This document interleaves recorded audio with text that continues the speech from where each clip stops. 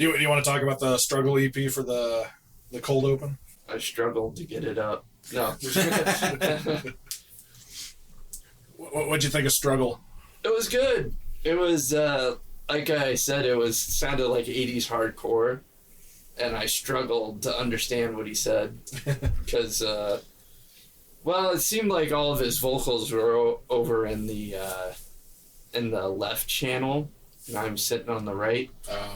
But I think even if I was over by I think if I was on the left channel, I still probably would have had a hard time understanding, because he did just kind of scream, but that's okay.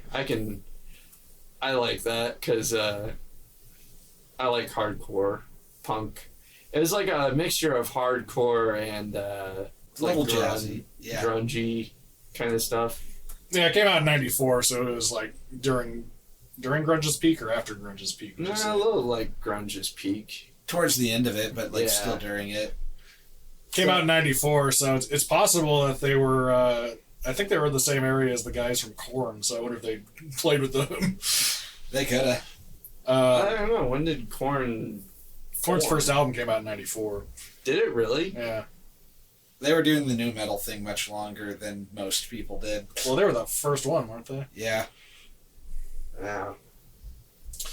But yeah, it also reminded me a bit of Biohazard, actually. I can see that. Yeah. Yeah.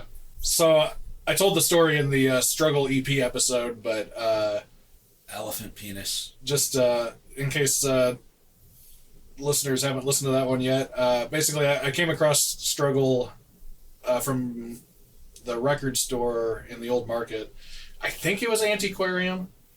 I don't remember which one it was. It was kind of a hole-in-the-wall shop. This is the kind of thing you would find at the Antiquarium, though, yeah. Yeah, and I think it was in the new releases section, and obviously it wasn't a new release, but I'm pretty sure, like, a label picked it up and did, like, a run of records around that time, because this would have been around 2010. And so back then, I used to work at Come and Go, rest in peace, and... Rest and come. Rest and come. And... You were bought out by Christians, and they didn't like cum. They got bought out by Mormons. They really don't like cum. They like soaking, though. Yeah. And having their friends shake the bed. But anyway, me and... I can't imagine finishing during soaking. How the hell would you? Yeah. I don't know. Gotta have some friction. Yeah. But anyway... Earthquake. Anyways, go ahead. Me and the general manager at the time, we had this tradition where if somebody would come in and buy a bag of ice, like usually they would just slap down $2 for the small bag, and I think it was $5 for the big bag, and usually they just put it down and ran off.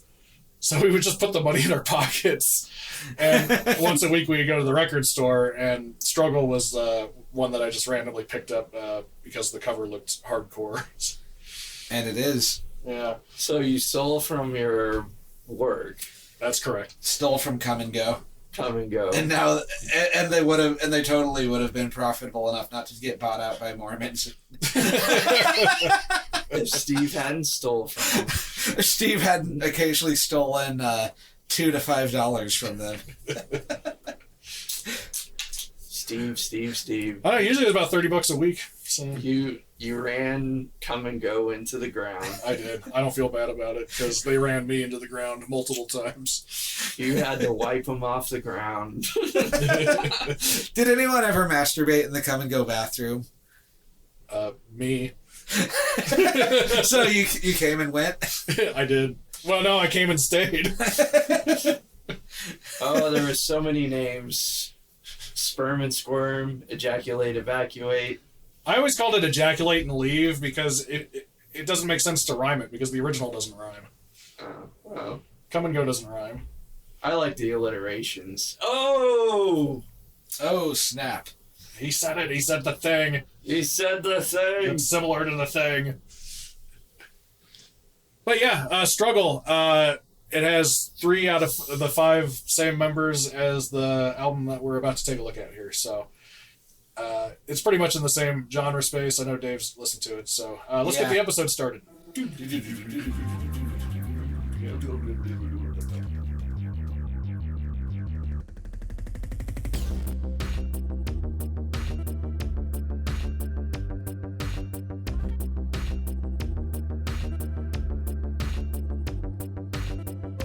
Tink, tink, tink. Hello, and welcome to Side 1, Side B. I'm Steve. I'm Dave. And I'm 12-inch Sean. You're not very consistent. You must be getting weird penis surgeries like Elon. It's the pump.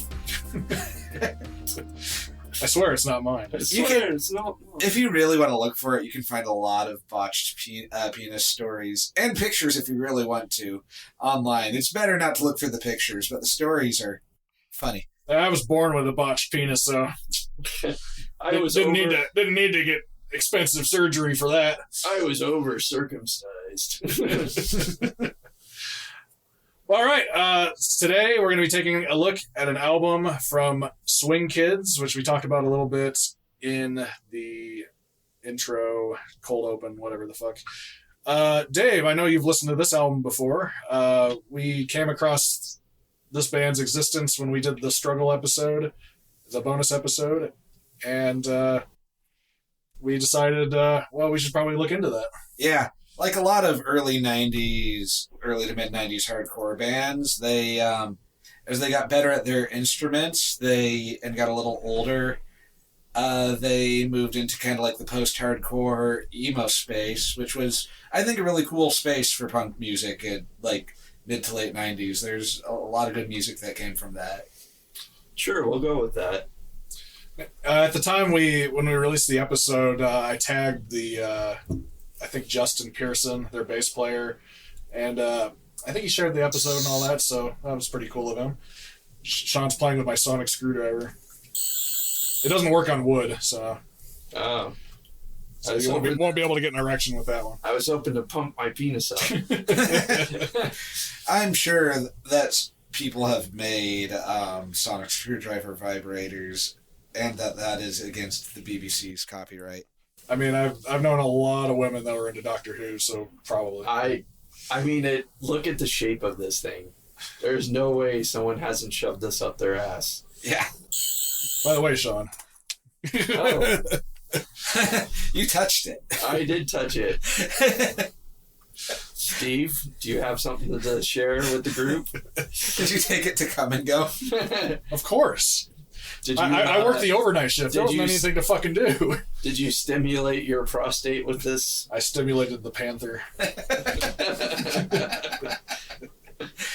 Anyways, Swing Kids. Yeah. Emo music. So this came out, Struggle came out in 94. This one came out, well, this is an anthology, so it's a collection over the years, but I think they started Swing Kids a few years later. Looks like they just kind of... I found an article on the 31g.com website where he's talking about the Swing Kids period, and it sounds like he's frustrated they didn't write as many songs as he wanted. And it also looks like they went on a tour of Europe, and they hadn't even toured the U.S., and the tour of Europe was kind of a disaster. Doesn't sound like the Swing Kids experience was the best experience. They also had, unfortunately, the guitar player on this album committed suicide, so sad to report that. I think the band broke up at that point, although I think the other two of the five kept doing music in different bands in their area. Where are they from again? They're from, I think they're from the LA area. We found a video of Might have been San Diego. Yeah. Let me see. We've seen a video of, I think, one of the members, like, rockabilly band playing at, like, a local event once, like, from a couple years ago. Oh, San Diego, so, yeah. Different from the LA scene, though. Kind of its own thing. Emos from San Diego. Emos from everywhere. No, I said they're emos from San Diego. Yes. That must be really hot if they're dressed in black. Yeah. I wouldn't call them emo. They're labeled under emo. It's like the Are they? Yeah, it's like the post-hardcore style emo. There's it's a wide-ranging genre. Yeah, I mean, usually when you think of emo, at least for me, I think of like My Chemical Romance, but I think they're kind of outliers in the genre, aren't they? Well, there is the like a 4-quadrant chart of the different kinds of emo. They can be kind of like the political compass, and along along one axis was Midwest and DC, and on the other was post-hardcore and mall goth. Okay. This is firmly in the post-hardcore. Yeah. Yeah. See, okay, so they're from the 90s, right? Yeah. So wouldn't they just be goth? Like, Nah. not emo? Goth was more the 80s and was more gloomy. Goth formed out of the original punk, while emo formed out of hardcore. See, I don't remember emo in the 90s. I remember emo, like, after I had gotten out of school. Like, I don't remember the term emo until, like, the early 2000s. It was more people in the know that used it back in the day. It's something that got commercialized over time, I think. Yeah. See, like, the guys that I knew in, like, I always thought of, like, emo as kind of the watered-down version of goth. Yeah, no, like, emo was, Guy from Fugazi was part of Rites of Spring before. That was, like, the first emo band from, like, the early 80s. But I never listened to that band. Well, this band is classified as post-hardcore, emo-core, mathcore, jazzcore, and screamo. I guess. Usually when I hear screamo, I think that's negative. Well, it's hardcore that started branching out, and there's melodic components, although there's a lot of yelling in it too. I think it fits. As the person who has listened to pre-breakthrough emo the most here. Yeah. Oh, But yeah, so, they formed in the 1990s. I noticed on the Struggle EP that they had like some brief jazzy drummy moments, so I'm sure they were already kind of experimenting with that far back. There is a film called Swing Kids. Is that what they based their name off of? I think they based it off of what the film Swing Kids was based off of. The Swing Kids in, 1930s Germany were, the counterculture kids who were listening to jazz and swing music in defiance of the Nazi Party. I was never a member of the Nazi Party. Yeah, the movie Swing Kids is about a couple of swing kids who, one of them gets forced to join the Hitler Youth, and, yeah. I think I saw that movie. I did too. I remember liking it. I have no idea if it holds up, because there's a lot of period dramas aimed at teenagers that I thought were decent movies in junior high or early high school that are probably pretty annoying to watch now. But who knows? Maybe it's good. Maybe it's not. I liked it when I was 15. Robert Sean Leonard and Christian Bale. Oh, baby Christian Bale. Yeah. Frank Whaley, Barbara Hershey, and Kenneth Branagh. Decent cast. Yeah. All right, let's talk about this record we're about to listen to. So this is an anthology. So I think we should talk about the movie Swing Kids instead. No. Don't mean a thing if it ain't got that swing, baby. So Swing Kids never really released a proper album. They had a number of singles and splits. Their first EP came out in '94, which was the same year as the Struggle EP. So I guess probably as Struggle was struggling to continue, Swing Kids was getting started. Yeah, it must be. So all of these songs are just a compilation of songs from their EP and single releases. They had an album called Discography in 1997. But this one is Anthology, which was released in 2020 on the 31G Records.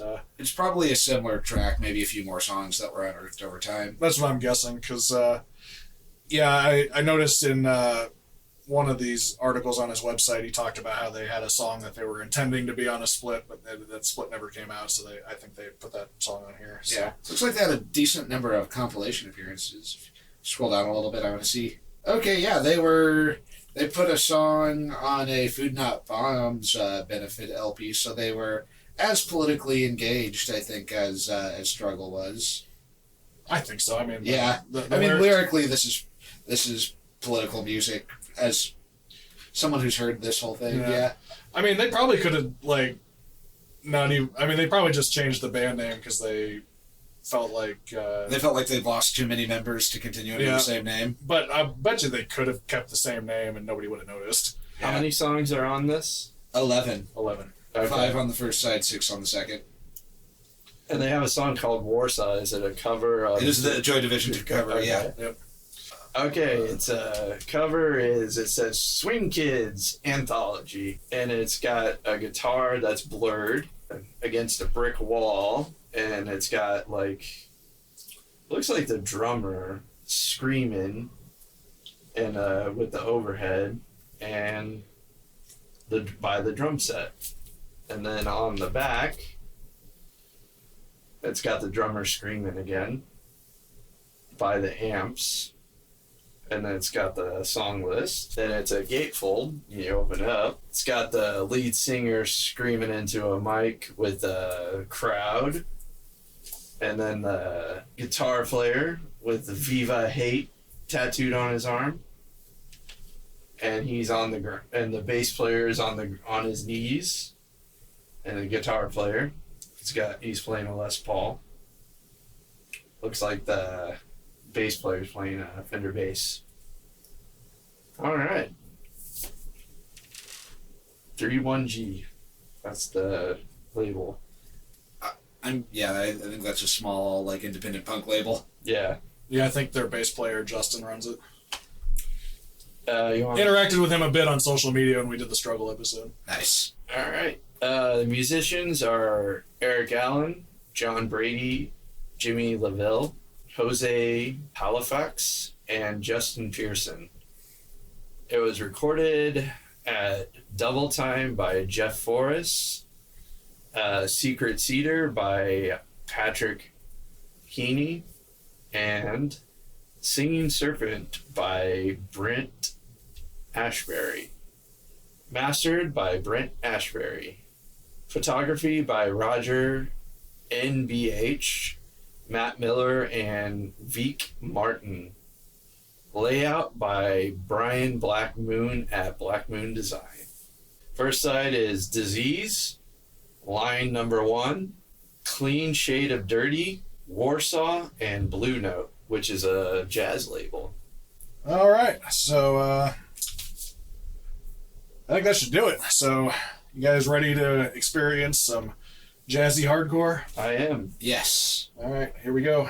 And then I'm not sure how readily available this is on streaming. I think, Dave, you found it on... I found it on Freegal, which is, if your library has Freegal, I don't know if it's still on Freegal because I downloaded it already and so it might not be there, but it's a website that your local library might be subscribed to where you can just download music for free and keep it without DRM. I'm actually looking at it right now on Amazon Prime Music. Yeah. That's why I was like, how many... Because there's 2 versions of the same album, and I was wondering how many songs are on there, because there's a version that has 9 songs, and there's a version that has 11 songs. Oh, okay.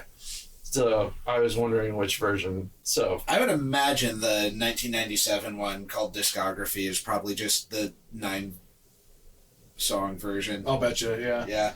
Well, I know they have a Bandcamp, so I will at least put a Bandcamp link down in the description. So, yeah. All right, we're going to pop this on. It looks like they're back together. Or at least touring. I don't know if they're making new music. I think they get together and play once in a while. Nice. And we're back from side 1 of Swing Kids Anthology. What'd you fellas think?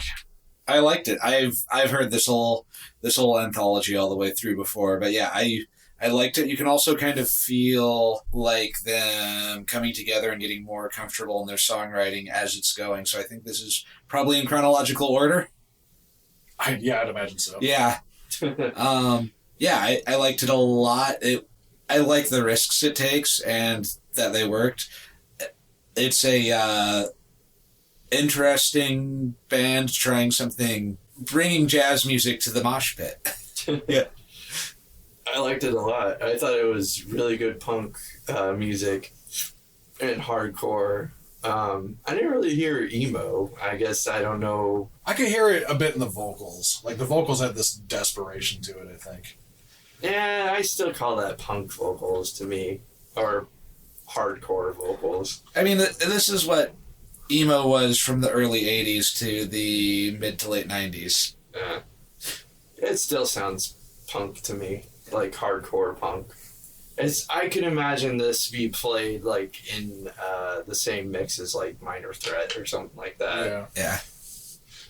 Yeah, I really like it. It's all the things that I liked about the Struggle EP, but a lot more focused. You can tell they've tightened a lot as musicians.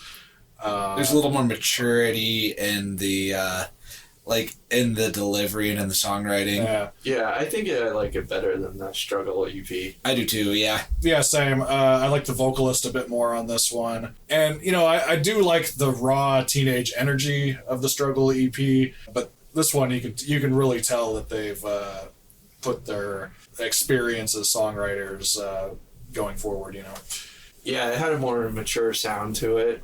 At the same time, not losing that fun or inspiration, I guess. Yeah. Very easy to bang your head along to. I noticed at various points we all were. Yeah. It actually sounded at times a little bit faster than the Struggle one too. Like it's definitely more intense. Yeah. Like Struggle, I think kind of fits in the Black Flag later era. Like pre-grunge sound, I think. Whereas this one has a bit more of a thrashy intensity to it. And I thought it was more better played.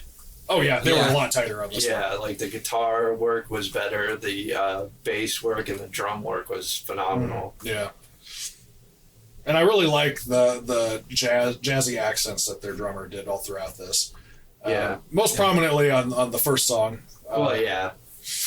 Which we could transition into. So Disease starts out with a chaotic jazzy drum and piano intro. Like a plinky piano, yeah. Yeah, the rest of the instruments are also pretty jazzy once they build into the mix. And then it transitions pretty quickly into hardcore, and that goes on for a little bit, and then it goes back into the jazz. So it goes back and forth a little bit. And I think they successfully merged the sounds. Yeah, I can see the math rock influence to it too, because the way the rhythm flows is probably an algebra problem if you count it out. Yeah. Like when it transitions back between hardcore and jazz. It's almost like that French Canadian band. Yes. I was gonna say Dave and I listened to the Slipknot demo album, Mate, Feed, Kill, Repeat. And they flirted with jazz a bit on that one, but I think it was executed a lot better on this. Yeah. I think they listened to more jazz than Slipknot did, maybe. Probably. Yeah. I'm guessing my guess is when Slipknot wrote their jazz song, they were like, oh, dude, I was listening to this one jazz song. We should try something like that. Oh, did you hear the news about Slipknot and Kelly Osbourne broke up? The dude from Slipknot. Oh, I didn't hear that. The whole band was dating Kelly Osbourne. All 9 of them. All 9 of them. Anyways. Well, she still had his kids, so we still opified him. Yeah. Ope. What do you think of Disease, Sean? I thought it was very good. I liked the jazzy intro with the drums and the piano. And it was probably my favorite on this side. Yeah, I think it was my favorite on this side, even though it was the intro song, but I think it was a good intro song. It does really do a good job at establishing what to expect from the whole side too, because you got all the elements, every song in here didn't have all the elements the same way this one did. So it was I can't count the cover song as my favorite song because that's a cover song. Yeah, it was a good cover, but we'll get to that. Yeah. But yeah, I thought it was a great intro song and kind of like Dave said, kind of setting the tone for the whole side. Yeah, when it switched between jazz and hardcore, I felt like it was pretty smooth. It didn't sound very forced. Yeah. I kind of wish they would have done it more in some of the other songs, just a little bit. Yeah, because the next 2 were just pretty standard hardcore songs. Yeah. Like, I don't really, like, if we're done with this one. Yeah, we can move on to line one. Which, you know, is a thrashy hardcore song. I really like the desperate vocals on the chorus, but I didn't have a whole lot to say about it because... Yeah, I didn't either. It had like a good forward momentum to it, but it was also over pretty quickly. Yeah, I said straightforward punk song, hardcore punk song, and I was kind of hoping that it would have more of the jazzy elements in it. Right, yeah. It did kind of have that math rock beat to it, you know, where you had to pay really close attention to figure out how to count along to it, but yeah. The next one, Clean Shade of Dirty. The drummer was doing something very interesting with the snare hits. Yeah. And I thought that was cool, but other than that, it was a very fast and dirty song. Right. I liked how like scuzzy the bass sounded and how scratchy the guitars did too. Yeah, I really liked that song, but just like the other one, I didn't have a whole lot to say about it. The guitars sounded like they were catching on fire at the end. It was doing that kind of arpeggio type thing. Yeah, Yeah, I felt like the one of the guitar players is the same as the Struggle album, and then the other one was replaced. And I feel like these two had a more interplay between each other that worked really well on all the songs in general, because there were quite a few like cool harmony bits. Yeah, the Joy Division cover. This was good. This was like I could definitely recognize it as the Joy Division song, but it was like their take on it, which I could tell like.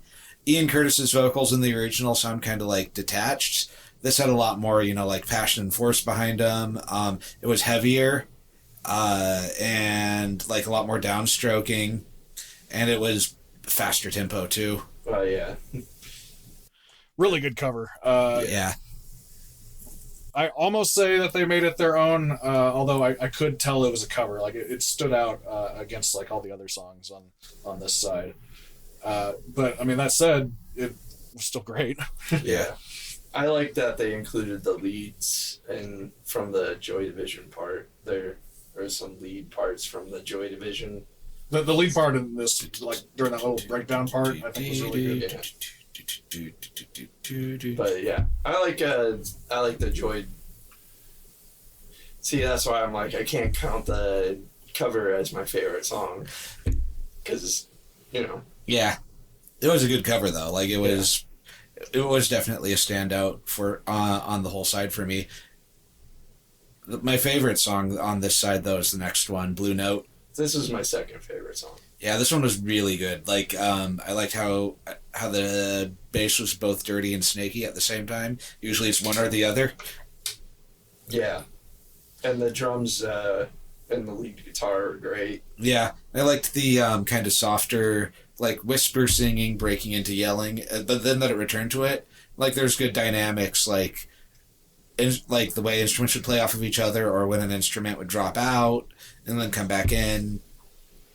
And I thought that the drums and the bass sounded like thunder rolling in, especially near the end. Mm-hmm. I liked it started out with like a discordant guitar sound. I don't know if they plucked like a weird chord or something, and then it had like...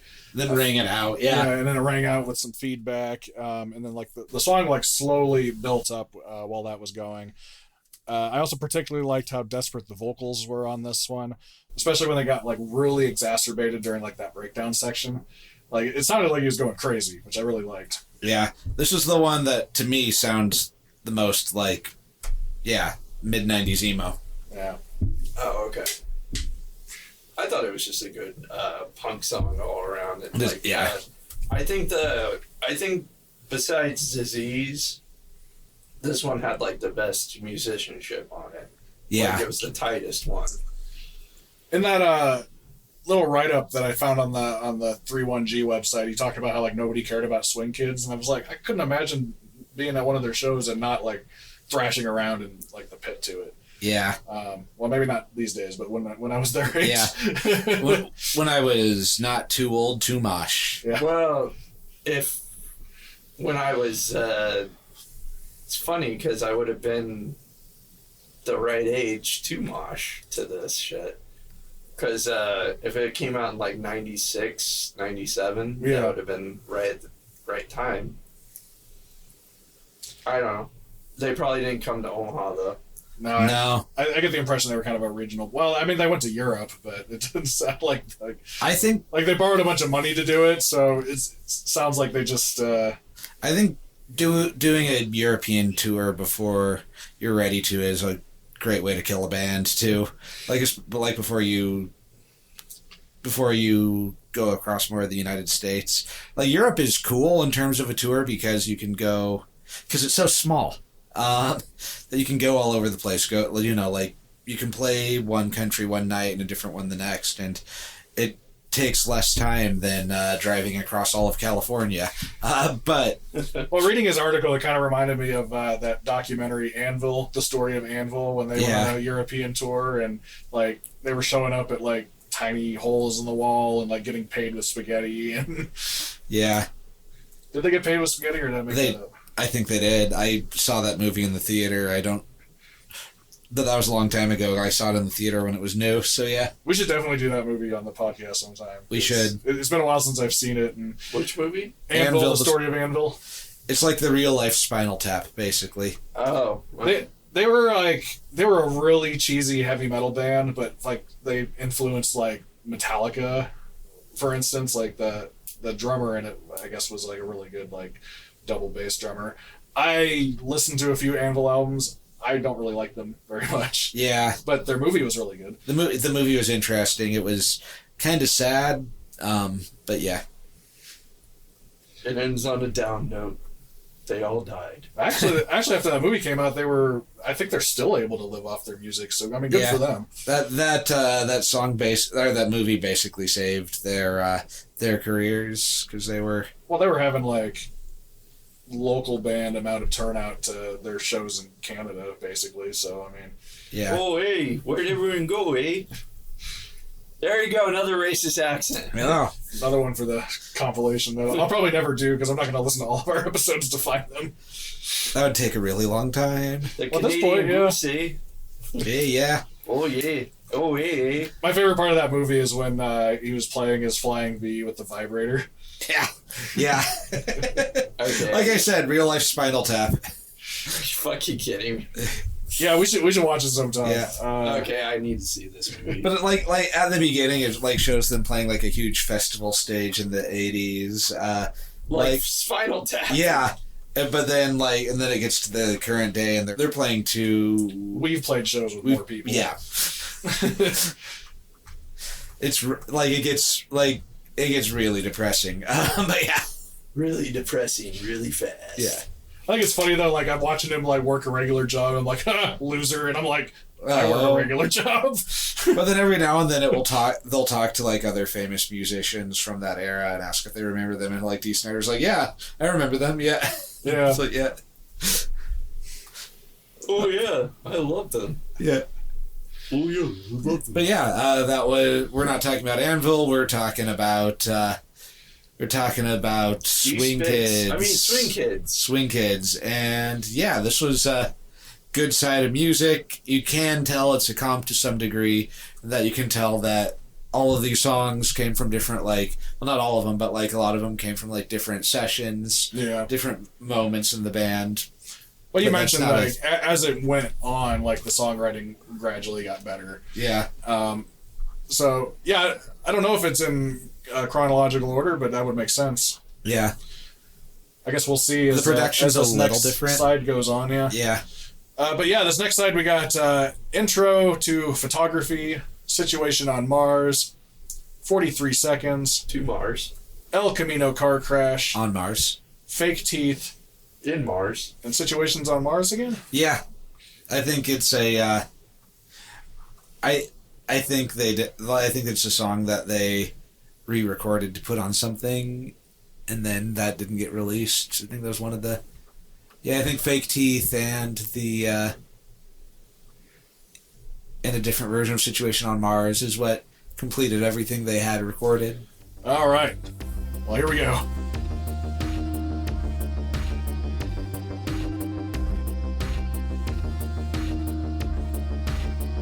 And we're back.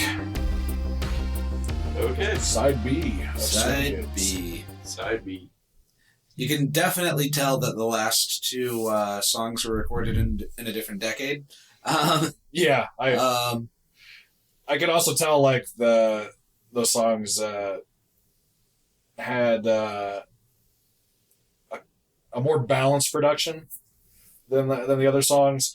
In fact, the first thing I noticed is the first three songs, the production wasn't as good as the first side, which I think that's because the first side was the Swing Kids EP, so maybe they had a better budget for those than they did for like the individual songs from that side.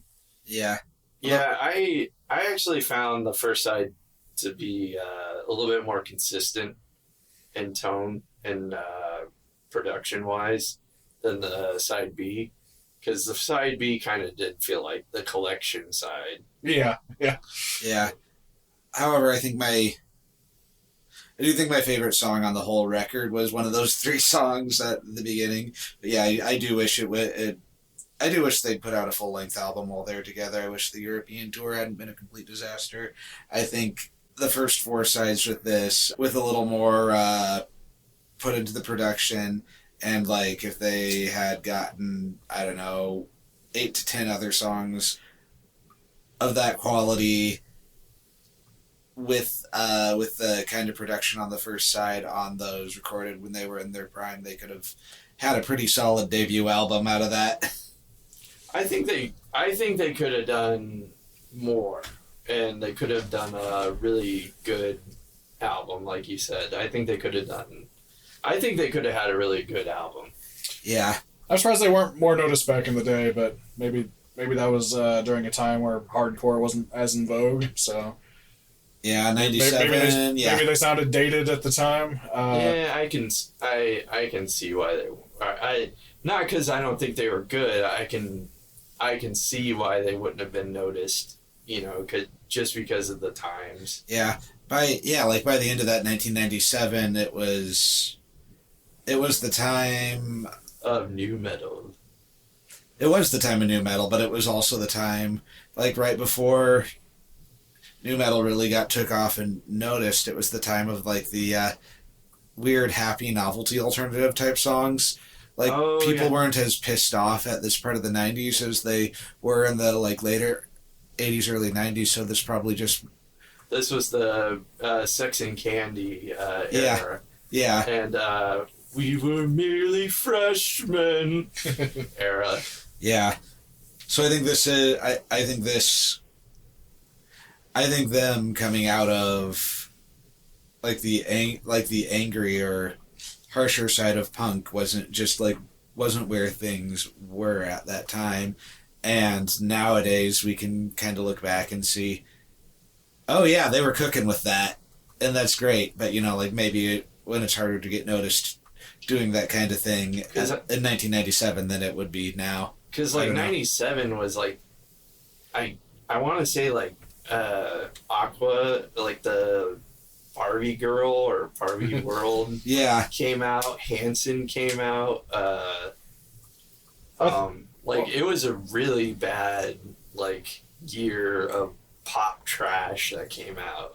Well, I was thinking 97 in the metal world, like all the thrash bands were all doing not thrash anymore.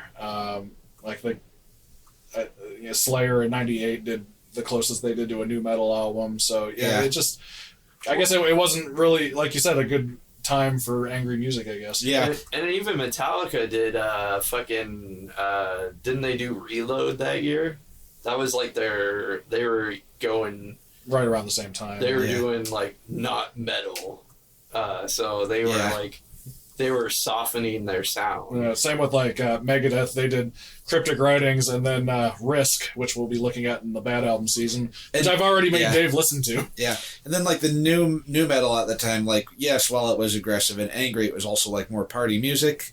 This was not party music. This was relishing in the bad vibes, and this is rip apart your basement house party music. Yeah, and this was too this was focused. New metal wasn't focused. It wasn't mad at something in particular. It was kind of more generalized "why aren't I happy" type thing. This was I know why I'm not happy.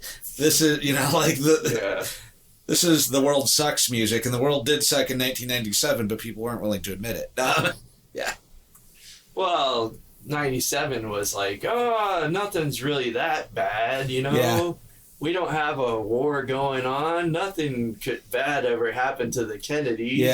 Yeah. I guess, 95 to 97 would be this period, too. So, yeah. This would be like the tail end of their career. I mean, the only band that had any kind of anger that had any, like, mainstay was, like, Rage Against the Machine. Yeah. And, like, but people... It was angry, but it wasn't... But people are like, oh, angry. You. Yeah. Like Rage Against the Machine, people are just like, oh, you. So angry about nothing. Yeah. Oh, that says fuck you. You can't do what you tell me without really listening to. Oh no, it's about it's about how there's racists in the police force. But yeah. Like people. Yeah. That's so quaint. Yeah. You know. Fuck you. You won't do what you tell me. Yeah. And then, you know, Bulls on Parade. What are they talking about? Yeah. All right. So it starts out with intro to photography. Starts with like a brief ring out, and then it quickly goes into like some really intense guitar and yelling vocals. Like crashes into you. Yeah. Right, yeah. There's a part where pretty much all the instruments except the drums and the bass cut out, and I really liked the big, thick, chunky bass tone that he had. Yeah. Which you can hear on multiple songs on this side. Yeah, it was a good intro to this side. To photography. Intro to photography, yes. And it made me want to pick up photography. Yeah. I wonder if someone... Candid photography. Now, one thing... wink to a blind bat. One thing about this album is the songs are so fast and intense that I had no idea what he was singing about. So I kind of wonder what the lyrics to this are. Yeah. Yeah, I don't know what he's talking about. Was he frustrated with his community college class? And he's like, intro to photography, fuck you, you know. Situations on Mars, you know, he's tired of people pissing on Mars. I don't know. He knew Elon was coming, I guess. Yeah, on Mars, you know, coming on Mars. He wants to come on Mars. Yeah, but how many times has he promised he'd bring us to Mars by now? Like, oh, we're going to Mars. A lot, yeah. I'm gonna look at the lyrics real quick. We're going to chainsaw the Mars. I'm all for him going to Mars. Yeah. Yes. He can go there and stay. But yeah, I thought intro to photography was good hardcore. Like you said, it's like, and then kicks you in the nuts or the vulva, whichever one you have. It is interesting looking at the lyrics. It is about people who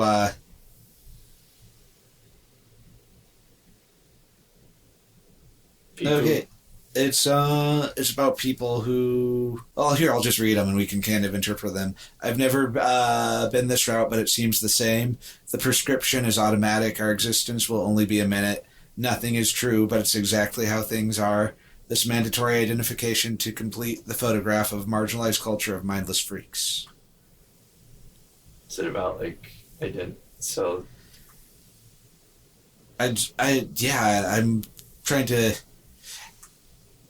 I think it's about feeling frustrated with Is it like how we're just a number? Yeah, like how we just kind of look at our lives from the outside. Oh, interesting. Yeah. Driver's license of the photographers. Yeah. Anyways, good song. Yeah, it was a great song, yeah. Next up, we do have the situation on Mars. I like the accents the bass had. The vocals were doing some interesting flourishes throughout the whole thing. I'm glad they re-recorded this, and we'll get to it later, though, because I felt like this was the one that the production was like the most muddied, and so I felt like I missed a lot of what was going on with the vocals as a result. Yeah, the vocals got lost in the mix like multiple times. Yeah. But that said, one thing I liked about this version that I felt was missing on the later recorded version is the guitars had like a really cool like harmony. They did, when they yeah. got together that I didn't notice on the re-recording. But that said, on the re-recording, I liked how I could hear the interplay between all the instruments better. So it's kind of a give and take there. Yeah, like I felt like it was a very well written song, and I wish that they had been able to put it out on a full length album. I thought it was good. I thought it was a good hardcore song. I didn't really have much more to say about it, so I liked the guitar on it. Yeah. I thought it was good, good sounding, like you were saying. Like there's good interplay on it. I think when we get to the other one, I'll say more. Yeah. Yeah, 43 Seconds was my favorite on the side, maybe my favorite on the album. Yeah, I agree with that. However, it fucking lies. It was not 43 seconds. It was 4 minutes and 22 seconds. I think that was the longest on the side, wasn't it? It was the longest on the album. On the album, yeah. Yeah, there were multiple moments in this one where like the intensity drops for a little bit and then it builds back up. Like there's a part where it came to like a complete crawl and then it just came back in with full intensity. Yeah, like that was at the end. Mm-hmm. Like it was just the guitar.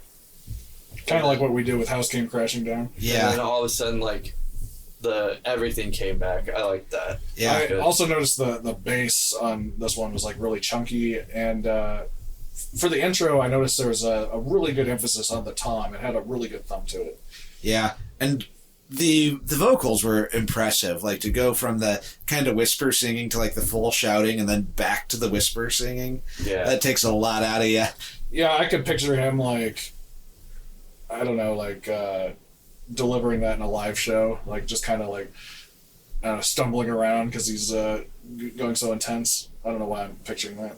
Yeah. I don't know either. Yeah, and I liked the part near the end where it did wind down for a long time before coming back in for just like a brief moment right before ending. I thought that moment was really cool. You got to really hear the instruments, like just like how good they sounded when they each had a little bit of room to breathe. Right. Yeah, I thought it was, that one, like I said, this was probably my favorite on the album. It's fucking epic. Yeah. It was, and the guitar had a good, like, during the verses, it was, like, doing a good, like, and, yeah. And then with the drums dropping out, that was cool. And everything dropping out. I can imagine that was probably a fun one to see live. Yeah. Except for the Europeans didn't fucking appreciate it. they got Omaha in Europe. Got Omaha at Omaha Beach. Yeah.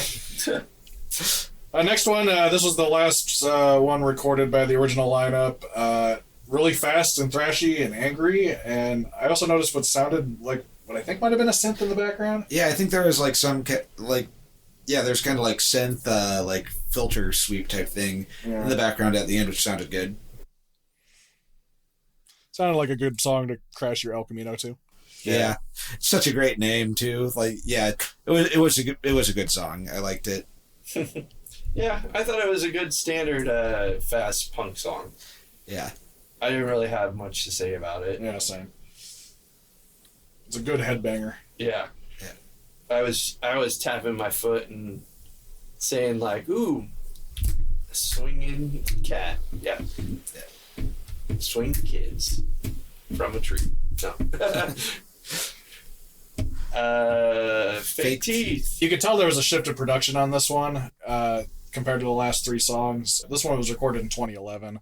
I also noticed that the singer I could tell it was the same singer, but he had a slightly different vibe. And I also think the vocals were double tracked because it had kind of a chorusy like effect to it. But that said, I mean, it was a similar intensity to the other tracks. Yeah. I think I liked the other lineup a lot better. But that said, this was still a good song. Yeah. This is something I could see, I don't know, like early Mastodon covering. I thought the vocals were well delivered and had like a good intensity to it, but you could tell it was an older voice. Right.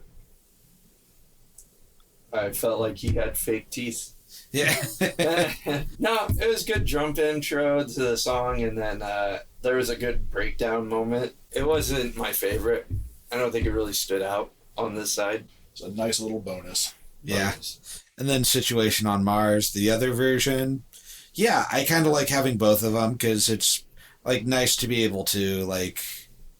I thought of the 4 older songs on this side, Situation on Mars was like a well-written song that some stuff got buried in the mix, so it was nice to hear it re-recorded with, like with a much kind of, like more modern, cleaner production, just to be able to pick it apart and like be able to hear a little bit more, oh, that's what they're going for.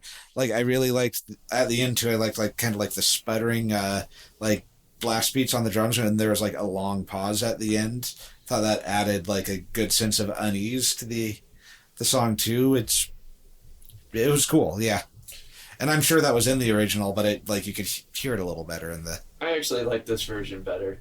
I think it sounded better. Like the production was a little bit better. I like the guitar on the other version better, but I do like that I could hear all the other instruments better on this one. And the vocals weren't as lost in the mix on this one. I could hear what he was singing a lot better. Yeah. I just thought it was a better version. I thought, I could hear like the different parts a lot better. More cohesive. Yeah. Felt more rehearsed. But yeah, overall, I think this is a really good listen. Like Sean said, if you're into like 80s hardcore, I think this would really fit into your rotation really well. Yeah, if you like Minor Threat, Fugazi, Biohazard, if you like that's a kind of a off the beaten path choice, but if you like them or Black Flag. Yeah. I think if you're into Circle like Jerks, thrashy metal, I think this would probably be a good punk album for you to check out. It's also good if you like math rock. Yeah. not the Anju Queen or whatever their name is. I like them too, but yeah, it's not the same vibe as them. No, yeah, not at all. Do you know? Have you heard them? What was that? Anju Queen or whatever that is. We'll show you music a video of theirs after we're done. That has nothing to do. They're a French band. They're a French Canadian band that's like they do like microtonal things, and it just sounds so fucking bizarre. But it's like, a two-piece, and they wear weird costumes. And people are like fucking obsessed with them. But anyways, it's fine. It's like I don't think I can listen to a full album of them because it's like ding ding ding ding. It's just it's kind of, but they're interesting. I think you might like them. Yeah, I keep joking that I'm going to say one of their new songs is the song of the summer to see how people respond to it. Which one? The one that goes ting ting ting, or the one that goes tung tung tung? I think the one that goes tung tung tung. Okay. Yeah. All right. At time of recording, you can still get this one on vinyl. I think I saw something that they only had like 400 left. So if you want to, you should pick it up soon. Yeah, before they run out. Yeah, I might have to do that then. But that said, I'm glad we stumbled across this band. While we were looking into Struggle, like when I picked up the Struggle album originally, I think it would have been around 2010. I couldn't find anything on the internet about it. Yeah. So, I think I found out they were from San Diego, and that's basically all I knew. And I don't know, maybe there was more information I didn't look hard enough, but now with Discogs, we were able to find that like the members from both of the bands like went on to do a lot of different things. Yeah. And like from what I've heard, they're all still putting out interesting music, so it's worth going up to the 31G website and checking out what kind of bands they got on that label. It seems like a really cool like indie thing. So and the commentary they have for all the albums that they do have is pretty interesting. Yeah, that's another nice thing is there's a pretty big write up about the history of a lot of the bands on that label. There's a lot of it written by the bass player since he also owned the label, and that's what I'm thinking. Yeah. At least in the stuff that I was reading about Struggle and Swing Kids. So I give it 4.5 Doctor Who butt plugs out of 5. All right. We're all in a band called The Illiterates. If you like this, you'd probably like that. Yeah. So check us out. Catch you on the flip side. Peace out, fuckers. Oh yeah, fuck.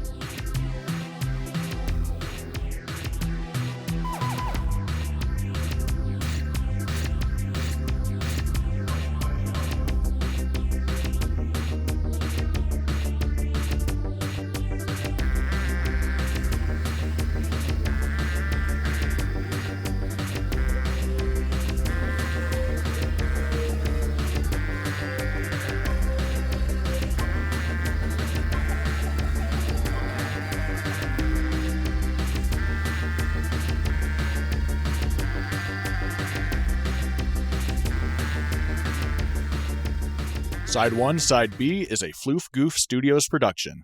Head on over to killrockmusic.com, that's KILRAVOCK music.com, to check out our post-punk band, The Illiterates, and Steve's solo project, Killrock. You can also check out Steve and Dave's experimental project, Lucid Fugue, where the theme song comes from, at lucidfugue.bandcamp.com. You can also check out Dave's old band, Gong Farmer, at gongfarmer.bandcamp.com, spelled GONGFERMOUR. You can find each of us on various social media platforms. Check out the description for more information. Thanks! Lick my love pump. This music really makes me hate the centralized bank. Sunday morning. All hail to Sean. All hell to Sean. Don't forget to subscribe to the official Doctor Who YouTube channel. Doctor Who. Hey, the TARDIS. What the hell was that? What the hell was that? What the fuck was that? Puskadu is German, yeah. Not Oh, really. no, they're from Minnesota.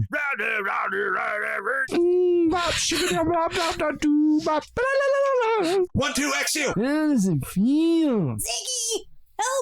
This ain't your papa's Black Sabbath. We ain't dinosaurs now. Somebody once told me the world is gonna roll me. I ain't the sharpest tool in the shed. You knew right away. God hit by the lights. Yeah. Rev up up like a douche. Where the fuck is the beefy bag? Sir, you're just a lieutenant. Shut up. Goddamn, wolf penis blue, yeah. Satan! Satan! Burn! Yeah!